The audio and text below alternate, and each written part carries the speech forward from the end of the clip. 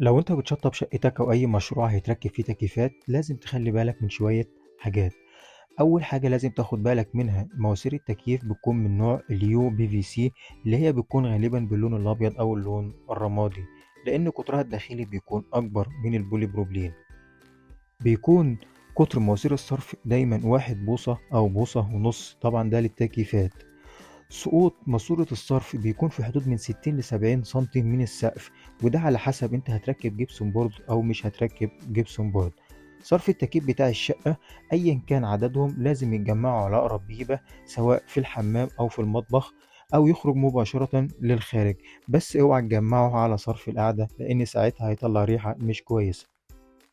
الوصلة اللي بتكون ما بين مواسير التكييف بتكون على شكل حرف واي لو انت هتعمل اكتر من ماسورة، تمام، في توصيلة واحدة، علشان ما يحصلش سدد في المواسير